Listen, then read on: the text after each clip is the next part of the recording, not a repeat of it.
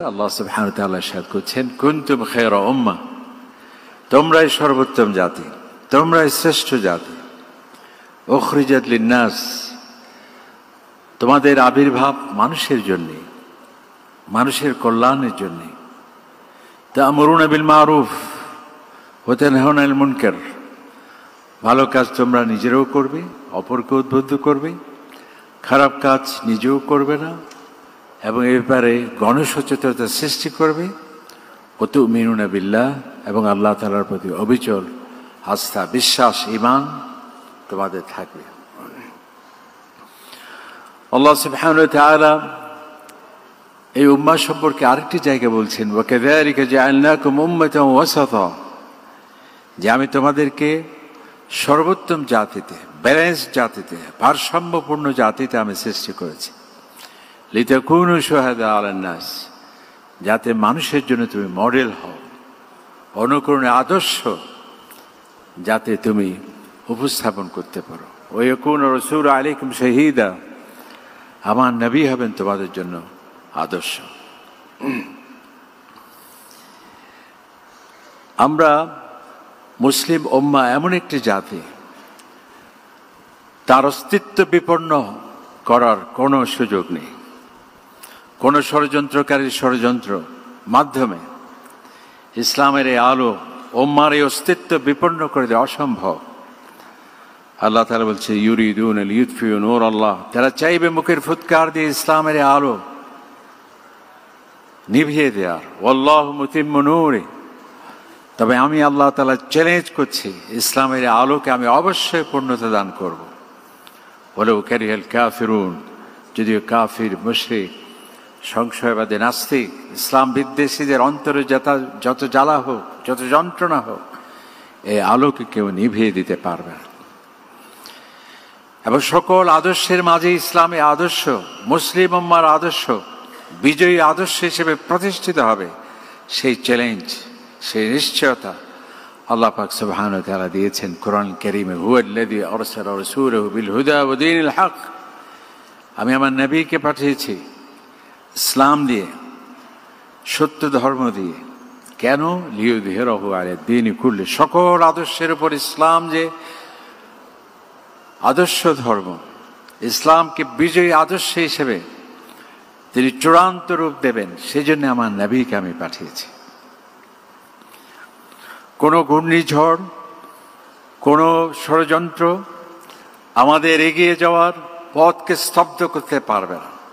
আমাদের শিরকে অবনত করার কোনো শক্তি এই পৃথিবীতে নেই। আল্লাহ তাআলা বলছেন, লা তাহিনু ওয়া লা তাহজানুন, তোমাদের কোনো ভয় নেই, তোমাদের কোনো চিন্তা নেই। ওয়া আনতুম আ'লাউন, তোমরাই মাথা উঁচু করে, শির উঁচু করে দাঁড়াতে পারো কেবল তোমরাই। ইন কুনতুম মুমিনিন, যদি তোমাদের মধ্যে ঈমান থাকে, যদি তোমাদের মধ্যে তাকওয়া থাকে। এবং আল্লাহ তাআলা আরো বলেছে, ওয়া কানা হাক্কান আলাইনা নাসরুল মুমিনিন, তোমাদের সাহায্য করা আমি আল্লাহ তাআলার জন্য ওয়াজিব হয়ে যায়। আজকে আমরা দেখছি আমাদেরকে শ্রেষ্ঠ জাতি বলা হয়েছে, শ্রেষ্ঠ উম্মাহ বলা হয়েছে। আমাদের অস্তিত্ব বিপন্ন করে দেওয়ার সেই শক্তির কারণেই সেটি বলা হয়েছে। মাথা উঁচু করে দাঁড়াতে পারে এক জাতি, কেবল আমাদেরকে সেটি বলা হয়েছে। কিন্তু আজকে আমরা যদি নিজেদেরকে একবার আয়নায় দেখি, সে অবস্থায় কি আমরা আছি? হ্যাঁ, আমরা সংখ্যায় কম নেই।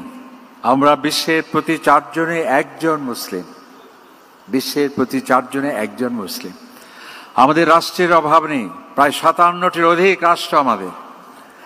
আমাদের ভৌগোলিক সীমানার কোনো অভাব নেই। কোথায় সে ইন্দোনেশিয়া, কোথায় তুরস্ক, লক্ষ লক্ষ হাজার হাজার বর্গমাইল মুসলমানদের এলাকা। আমাদের সম্পদের অভাব নেই। একটি পরিসংখ্যানে আসছে, খনিজ সম্পদ, বনজ সম্পদ, পেট্রোল, যা আছে মানব সম্পদ, সমস্ত সম্পদের শতকরা 60%, 60% সম্পদ আমাদের রয়েছে। এত সত্ত্বেও বিভাজন আমাদের, অর্থনৈতিক দারিদ্রতা আমাদের, রাজনৈতিক অস্থিতিশীলতা আমাদের, আদর্শিক দেউলিয়াপনা আমাদের, চিন্তার শুষ্কতা আমাদের, গবেষণার ক্ষেত্রে পশ্চাৎপদতা আমাদের, সকল ব্যর্থতা যেখানে আমরা আছি সেখানে। এর কারণ কি? এর থেকে উত্তরণের উপায় কি, সেই উপায়গুলো সম্পর্কে আমাদের গার্ডিয়ানের চেয়ারম্যান মহোদয় বলেছেন। সেগুলো তিনি শনাক্ত করেছেন কোথায় আমাদের দুর্বলতা। প্রথম যেটি সেটি হবে মুসলিম উম্মাহকে শিরক মুক্ত ঈমান, তার ঈমানকে ইসলামের প্রতি, আল্লাহ তাআলার প্রতি পূর্ণ আত্মসমর্পণ করতে হবে। হযরত ইব্রাহিম আলাইহিস সালাম যেটি বলেছেন যে আল্লাহ তাআলা ওয়া আরিনা ওয়াজআলনা মুসলিমাইনি লাকা ওয়া মিন যুররিয়াতিনা উম্মাতান মুসলিমাতান লাক।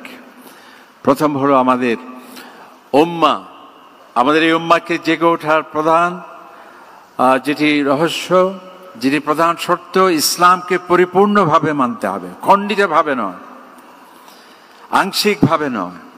যে মিলাদে কেবল ইসলাম আছে, আকিকার মধ্যে কেবল আছে, বর কনের বিয়ের সম্পাদনের মধ্যে ইজাব কবুলেই কেবল ইসলাম আছে, শুধুমাত্র মসজিদে মাদ্রাসায় সেখানেই কেবল ইসলাম আছে, কিন্তু আদর্শ পরিবারে সেখানে ইসলাম নেই, দারিদ্র্য বিমোচনের কৌশল পন্থায় সেখানে ইসলাম নেই, সুশীল সমাজ গঠনের উপাদান কি সেখানে ইসলাম নেই, বিজ্ঞান মনস্ক জাতি গঠনে কি রূপরেখা হবে সেখানে ইসলাম নেই। সেটি তো হতে পারে না। সেই জন্য আমাদের পরিপূর্ণভাবে আল্লাহ তাআলা উদখুলু ফিস সিলমি কাফা, পরিপূর্ণভাবে ইসলামকে মানতে হবে, পারিবারিকভাবে, সামাজিকভাবে, রাষ্ট্রীয়ভাবে, সর্বক্ষেত্রে। আমাদের যদি ডাবল স্ট্যান্ডার্ড ঈমান হয়, একদিকে ঈমান আরেকদিকে কুফরি, আল্লাহ তাআলা বলছে আফাতুমিনুনা বিবাদিল কিতাব, যে কিছু অংশ তুমি মানলে বিস্তর অংশে তুমি ছেড়ে দিলে, এই যদি হয় তোমার অবস্থা, ফামা জাযা মান ইয়াফআলু মিনকুম। এই ধরনের ডাবল স্ট্যান্ডার্ড, এই ধরনের সুবিধামুখী যারা ঈমান আনবে তাদের জন্য দুনিয়ায় রয়েছে অশান্তি, লাঞ্ছনা, বেইজ্জতি, এবং পরকালে তোমাদের জন্য রয়েছে কঠিন আযাব। মুসলিম উম্মাহকে জ্ঞান বিজ্ঞানে এগিয়ে আসতে হবে। উম্মাতু ইকরা লা তাকরা, যে জাতির স্লোগান হচ্ছে জ্ঞান দিয়ে ইকরা, কোরআনের প্রথম আয়াতটি হচ্ছে ইকরা, তোমাকে পড়তে হবে, তোমাকে জানতে হবে। এমনকি আল্লাহ তাআলার প্রতি ঈমানের আগে আল্লাহ বলছে ওয়া আলাম, আগে তুমি জ্ঞান অর্জন করো, তারপর তুমি আমার প্রতি ঈমান আনতে পারবে। আল্লাহ তাআলা বলছে হাল ইয়াস্তাবিল্লাযীনা ইয়ালামুন ওয়াল্লাযীনা লা ইয়ালামুন, যারা জানে আর যারা জানে না কখনো সমান হতে পারে না। আল্লাহ তাআলা বলছে ফাসআল বিহি খাবীরা, এ ব্যাপারে যে এক্সপার্ট, যে অভিজ্ঞ, তাকে তুমি জিজ্ঞেস করো। ওয়ালা ইউনাব্বিউকা মিসলু খাবীর, একজন এক্সপার্ট, একজন অভিজ্ঞ যেভাবে মতামত দিতে পারবে অন্যরা সেটি পারবে না। কিন্তু আজকে আল্লাহ তাআলা বলছে হাল ইয়াস্তাবিল্লাযীনা ইয়ালামুন ওয়াল্লাযীনা লা ইয়ালামুন, যারা জানে আর যারা জানে না কখনো সমান হতে পারে না। আজকে বিজ্ঞানীর অবাক, অমুসলিম বিজ্ঞানী অবাক, কোরআনে পাকের এক একটি আয়াত দেখে তারা অবাক হচ্ছে, অথচ যেই জাতি এই কোরআন, সেই জ্ঞান বিজ্ঞানের পশ্চাৎপদ। দেখুন, রকেট আবিষ্কারের মাধ্যমে মানুষ স্পেসে গিয়েছে, মহাশূন্য, সেখানে দৃশ্য কোরআনে পাকে দেখে জ্যোতির্বিজ্ঞানের অবাক, যারা নভোচারীর অবাক, যে এই তত্ত্বটি আমরা জেনেছি মাত্র রকেটের মাধ্যমে, নভোযানের মাধ্যমে স্পেস যখন গেলাম, আর এই চিত্রটি আছে কোরআনে 1400 বছর আগে। সেটি কি? আমরা জানি যে আলো তার নিজস্ব কোনো সূরত নেই, বিজ্ঞানী বলছেন। এটি যখন প্রতিফলিত হয় তখন আমরা দেখতে পাই। এই যে দিনের আলোর ঝলকানি, সেটা আমরা দেখছি কেন? সেখানে বাতাস আছে, অক্সিজেন আছে, ধূলিবালি আছে, বিভিন্ন কার্বন ডাইঅক্সাইড এবং অন্যান্য বাষ্পীয় কণা উপকণা, এবং সেখানে বস্তু এবং পদার্থের সমাহারে সেটি রিফ্লেক্টেড হয়ে আলোটা আমরা দেখতে পাই। এই জন্যে এই পৃথিবী থেকে 100, 200, 300 কিলোমিটার উপরে যদি উঠে যায়, সেখানে আলো আছে কিন্তু পুরোটাই অন্ধকার। সেই জন্য মহাশূন্য পুরোটি অন্ধকার, ওদিকে চাঁদ জ্বলছে, পৃথিবী দেখা যাচ্ছে, কিন্তু মাঝখানে হলো অন্ধকার। কোরআনে পাকের একটি আয়াতে